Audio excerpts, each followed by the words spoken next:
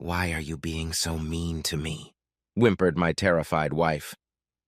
Because if I wasn't, you might spend the rest of your life thinking there was nothing wrong with you, raged I. How had it come to this?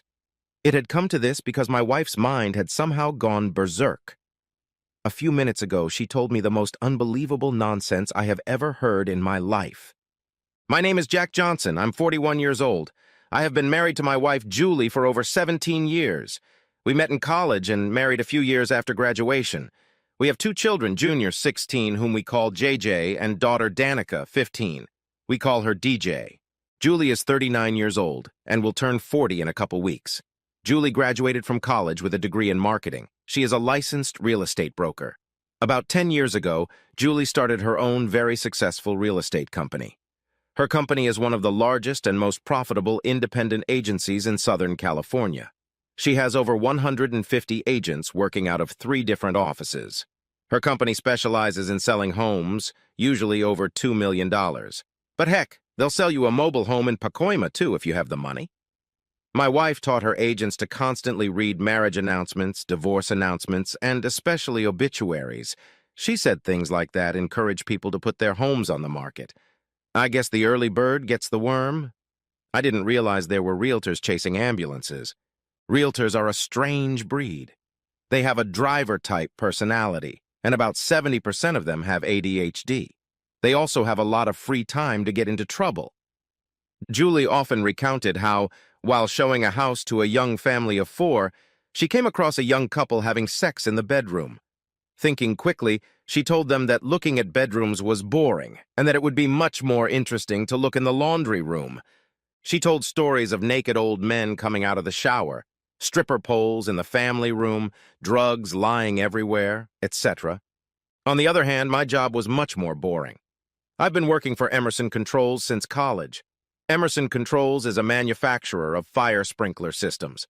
I started as an intern, getting a degree in information technology to work in their IT department. After 19 years, I became the director of information technology. The great thing about working at Emerson is that I have a very flexible schedule. I can work from anywhere, including home. The company doesn't care if they see me at all as long as the systems work. And on the rare occasions when problems arise, I usually resolve them quickly. I used to spend a lot of time working at Starbucks, but for some reason the systems there were always crashing. So I switched to Coffee Bean. Apparently our IT systems liked that I worked at the Bean a lot more.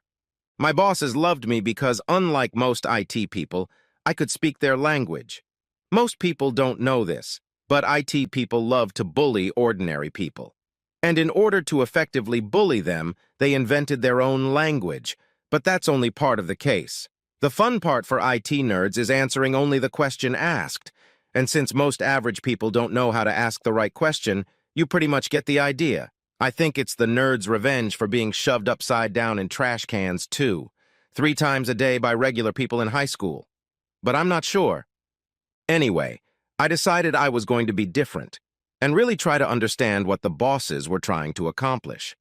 Also, I had an amazing ability to translate nerd language into English, which is why I was so well-liked, hence the flexible schedule.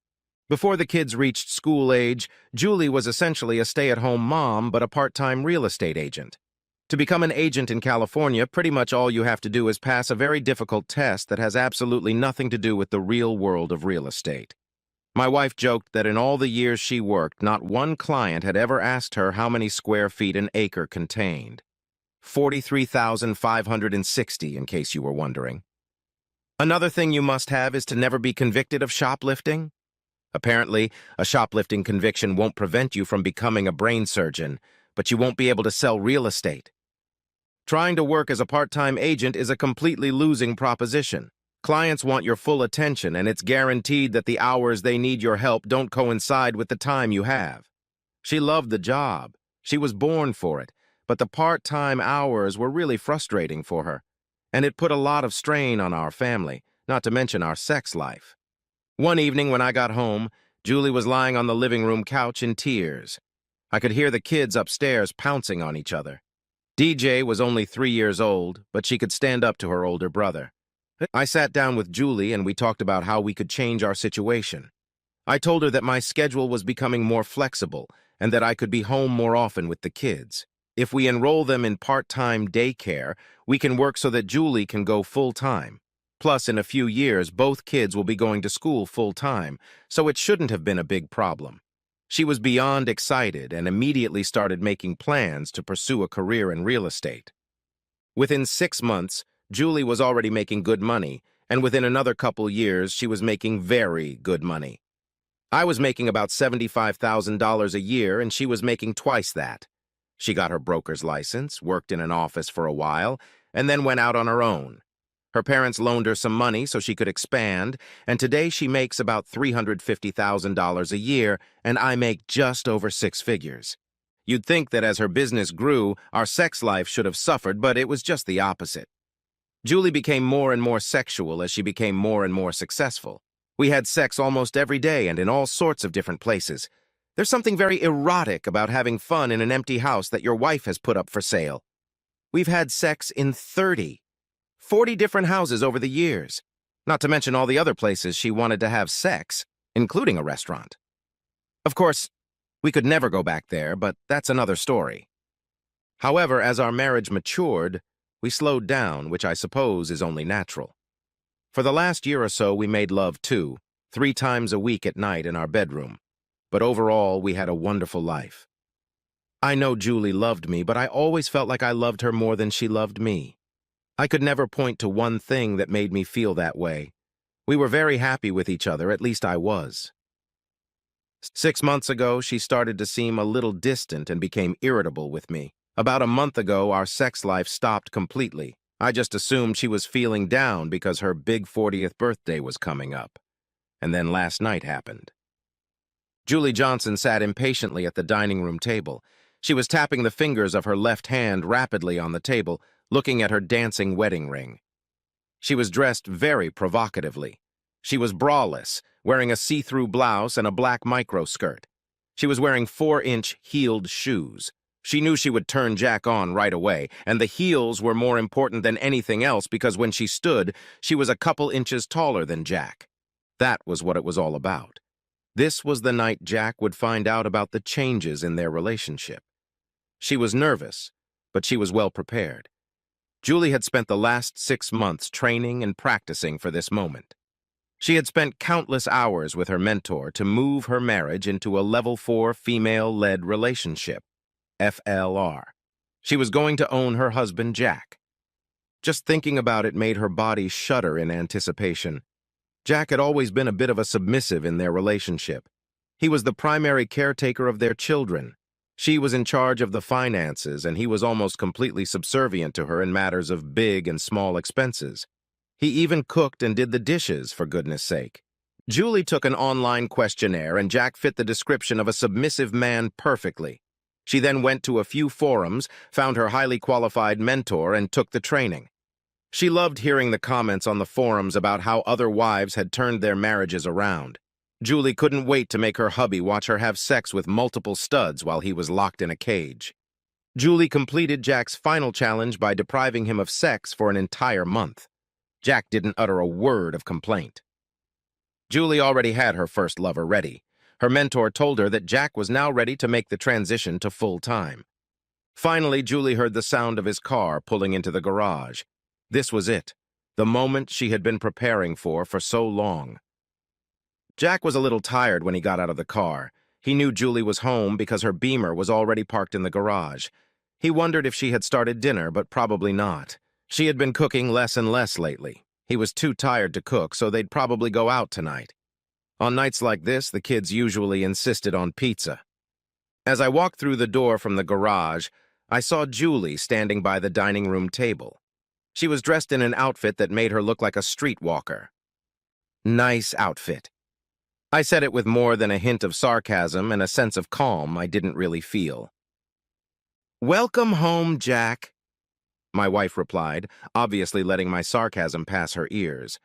She placed her hands on her hips and stated in an authoritarian tone, "I need you to sit at the table so I can explain some things to you." She indicated the table with her hand.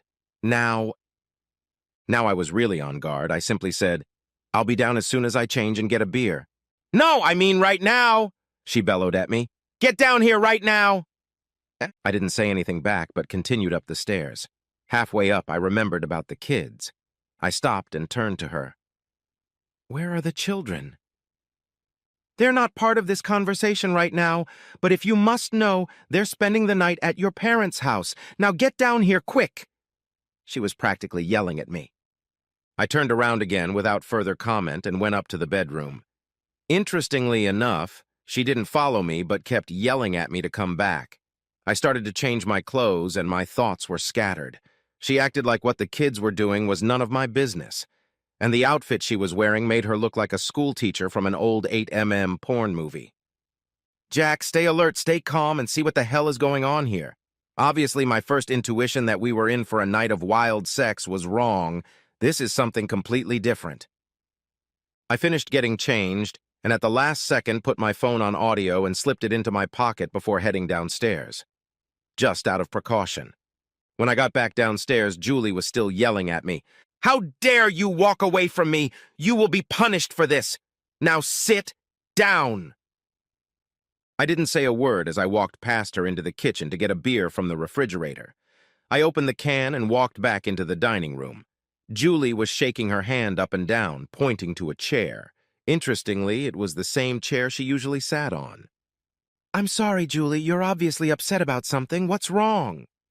She calmed down, but it was obvious that whatever she had planned wasn't going the way she thought it would. I sat down in the chair she pointed to. It was very different now. She didn't sit down at the table, but stood next to me, looking like a mother about to scold her young child. Jack, starting tonight, there's going to be a big change around here. You're going to sit here and listen to me without interruption. If you understand, just nod your head. I decided to play along with her a little, so I just nodded and took another sip of my beer. Good. Now listen to me, because I don't want to repeat myself. Our relationship is going to change dramatically. I will be in charge of our marriage. What I say is what will happen, and that goes for everything in our lives. You will even wear what I tell you every day. Then her voice softened and she continued, Jackie, I know it will be hard for you at first, but I want you to know that I love you and that we will be together forever. Once you get used to the change, your life will be so much easier. It will be stress-free because you won't have to make any decisions. You'll just do what I say. I am well aware that you will make mistakes in the process of learning, but I will correct them right away. I will do it firmly, but lovingly. I thought, okay, it's obvious she has some kind of mental disorder, so it's best not to upset her until I take her to a psychiatrist. I just nodded and indicated that she should continue. I was proud of myself for keeping my composure throughout her speech, and it was clearly a prepared speech. Julie continued, Now, Jackie, what the hell is going on with Jackie? I thought to myself, the biggest change for you will be accepting the lovers I will take for my pleasure. That damn near tore me up. I jumped up from my chair and bellowed right in her face. Like hell you will! Listen to me, you stupid crazy bitch! Sit down now and shut up! I was beet red and probably literally foaming at the mouth as I pointed to her chair and repeated, Sit down now! She couldn't sit down because she was so scared that she backed up, fell off her 4-inch heels, and landed on her butt. I took her by the arms and gently set her down in the chair. I mean, it was soft enough that the chair didn't break. She was crying crocodile tears and choking. She kept repeating, This can't be happening! This can't be happening! Under normal circumstances, I would have taken her in my arms and comforted her. I can't stand crying women, especially my wives. But times have changed. Now I listened to your ramblings and didn't interrupt, so you'll do the same for me.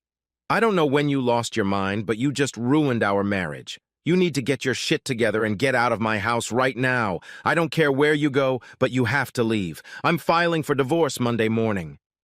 If you divorce me, I'll take everything you own and turn the kids against you. For a month you'll be living under an overpass on the freeway, she said between sobs. What the hell planet do you live on? I spat at her. Mistress Janine says Mother always gets everything. Who the hell is Mistress Janine? Is she that crazy broad from the internet who asserts female superiority? You know, the one who didn't finish college and worked in the hospitality industry while having 3 husbands, the same Miss Janine? Julie continued to sob and put her head down on the table. Mistress Janine, who charges $20 for her 39-page book on how to turn a man into a slave. Good God, she can't even spell the word superiority. This dumb broad charges $300 for a one-day seminar attended by a bunch of feminazis at Holiday Inns all over the country. How many of her seminars have you been to? Several. She was sure you'd rather submit to me than have me take everything from you. She's very smart. I listened to other ladies talk about how wonderful their lives were. They said their husbands were very happy with their lives because it was so simple and organized for them. These ladies had as many lovers as they wanted, and I just wanted a little bit of that kind of life. And now you've ruined it. Listen to me, Julie.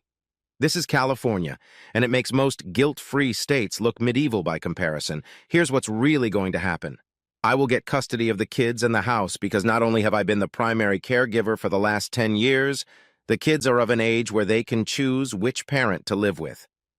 The good news for you is that you will only have to pay me child support for a few years until they turn 18. Even though you won't be living here, you will have to pay your portion of the mortgage until they move out. Furthermore, since you make 4 times as much as I do and we've been married so long, I'm sure you'll be paying me spousal support for many more years. But the best news of all is that since you started your company after we were married and I helped you build it by taking on a lot more household responsibilities, I'll be entitled to half that amount. Julie raised her head, looked at me, but said nothing. Her sobs, however, increased by several decibels. She just put her head back down. Her defeat was complete. By the way, why did you wear a prostitute costume and not have sex for a month? I asked with genuine curiosity. It was to solidify what you would lose if you disobeyed me, she whispered between sobs. Ah, Mistress Janine's idea. She nodded again. Why are you being so cruel to me? Whimpered my terrified wife. Because if I wasn't, you might spend the rest of your life thinking there was nothing wrong with you. Exasperated me. Julie, honey, you destroyed a 17-year marriage in less than 5 minutes. That's probably a record. It's time for you to leave. Do you want me to help you pack? 5 years later. The divorce was final about 4 years ago. It went pretty much as I said, but the judge ordered mandatory counseling. Now in California, court-ordered counseling can only be done in child custody matters to make sure the case was decided in the best interest of the children. Julie thought she was the better parent for some reason, but it only took the therapist 2 sessions to realize what everyone else already knew. I was given full custody, and Julie was given free visits. She rarely visited the kids, but when they turned 18, she started seeing them quite often. I don't know why, maybe because she wasn't constantly reminded of how much child support she had to pay. Either way, I was glad she had a good relationship with them. Our kids didn't seem to be very affected by the divorce. Being teenagers, they were in their own world anyway. I asked them about it, and they both said that their mother and I seemed like 2 completely different people to them, and they never understood why we were together. It took me by surprise, but when I thought about it, I realized it made sense. During the divorce, I didn't use a recording. California is what is called a 2-party state. Both parties have to be aware of an audio recording made in private, so I was a little uneasy. My attorney said we could use it in a last-ditch effort to portray Julie as an unfit mother if there was any doubt about custody. We sold the house after the kids went to college and split the proceeds. My only real regret is that Julie had to sell her business to pay my share. I didn't really need the money. Perhaps it was petty of me, but at that moment I was still angry and wanted to hurt her as much as possible. As time went on, I got worse and worse. Her business was really her first love, and her family came second. I had just returned from my son JJ's college graduation ceremony and party. I was feeling a little melancholy. Sitting on the terrace of my townhouse overlooking the lake, I once again pondered one of the great mysteries of the universe. Are women born crazy, and most of them can last for a while? Or are they born normal and then become crazy at some point? It's an interesting question, but I suppose it's similar to the chicken or the egg argument. Take my ex-wife Julie, for example. Until that fateful evening over 5 years ago, she seemed perfectly normal. At least she seemed that way to me. I questioned many members of our family, including JJ and DJ's children. I also asked friends and acquaintances. Not surprisingly, most men believed that women were born crazy, and women believed that it was men who made them crazy at some point. I didn't know what Julie's situation was until today after the ceremony. More on that in a minute. I always try to look at things from different perspectives. As I analyzed our relationship with Julie over the years, I realized that she thought I might be somewhat receptive to a woman-led relationship. I mean, our marriage was FLR, probably somewhere between level 2 and level 3, by most definitions. I think a lot of marriages are somewhere in that range. But that's mostly because most guys don't think about the little things and genuinely want their wives to be happy. After JJ's graduation ceremony, we had a small reception at a nearby restaurant. It was mostly family and friends. There were no more than 35 people there. I had invited Julie since we had hardly spoken to each other since the divorce. I didn't know much about her current life, as both children understood that I didn't want to talk about their mother. I thought it would be nice to at least be civil to each other. After all, in the future, we would be getting married, having children, etc., and we would overlap. I didn't know if she would attend. I didn't see her at the ceremony, but she promised to be there. Standing off to the side and watching the ceremony, I heard her voice. "Hi, Jack. It was a beautiful ceremony, and this is a great party. Thank you for inviting me. It was a grand gesture on your part." "Hi, Julie. I'm glad you attended the ceremony and were able to come here tonight," I replied in an even voice. Julie, as always, looked amazing. Her breasts seemed much larger, must have been worked on in my estimation. Her manner of dress exuded sexiness, but not the slutty look of that fateful evening. The dress was tastefully chosen, but with a deep neckline. A simple gold key necklace dangled from the deep neckline. Julie also wore her 4-inch CFMs. It was also like she was glowing, which wasn't the case when she was with me. Things must be getting better for her. "You really do look great. I mean that sincerely. How are you doing? Last I heard you were working for a firm in the San Fernando area." "Things are a little better now. At least I'm no longer selling mobile homes in Pacoima," she said wistfully. "But I still haven't been able to start a new company. I'm still trying to find funding for it." I cringed slightly when she said that. "You know, Julie, I'm really sorry to hear about your situation. If you're serious about starting another company, I have some money I could lend you, or maybe become an investor." Julie started to cry a little. "Oh, Jack, would you do that for me? I thought you hated me. I was in terrible pain selling my baby." As I prepared for further explanation, a short, unassuming man about my age walked up to us and handed Julie a martini with the words, "Here's your drink, Mrs. Julie." My eyebrows raised at this statement. "Took you long enough, Bertram. You almost disappointed me. Bertram, I want you to meet Mr. Jack Johnson, my ex-husband. Take a good look at him. This is what a real man looks like." Did she say it like she was his mother? "Jack, I want you to meet my husband, Bertram." I was shocked, but I shook his hand and told him it was a pleasure to meet him. "Don't just stand there, Bertram. Go and get Mr. Johnson a drink. He wants a cold beer, preferably Sam Adams Boston Lager, right, Jack?" She waved her hand dismissively at him. I only nodded my head as Bertram disappeared. I looked at Julie with my mouth open. "You see, Jack, I finally realized what I did wrong. I was trying to possess the wrong man." Bertram returned and handed me a Sam Adams. Julie said curtly, "Bertram, you know what you have to do, don't you?" "Yes, mistress." And he hurriedly withdrew. After recovering from the shock and finally realizing what the key hanging around her neck meant, I was able to get a few words out. "You look happy, Julie, don't you?" "Yes, sweetheart. I'm really terribly sorry for what I did to you, but this is the real me, and I'm very happy."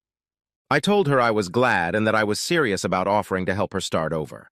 We set up a time to talk more about it, and then I excused myself and withdrew. I had to find Bertram alone and ask him a question. I finally found him standing in the corner with his back to the room and leaning his head against the wall. "Bertram, are you all right?" I asked. "Yes, thank you for asking." he replied without turning around or lifting his head from the wall. Bertram, I need to ask you a very important question. Are you happy? I have never been happier in my life, Mr. Johnson. Mistress Julie is taking very good care of me. Well, I'll be damned. I thanked Bertram and left. That's how I found myself sitting on the deck pondering these important questions. You see, my wife was crazy from birth, but she managed to keep her cool for years before she went insane. That wasn't me, and I took comfort in that knowledge. It's a really fucked up world when the crazy people are happier than they've ever been in their lives, and I'm sitting on my terrace drinking alone. Oh, and in case you're wondering, I never remarried or even lived with another woman. It was a hell of a risk.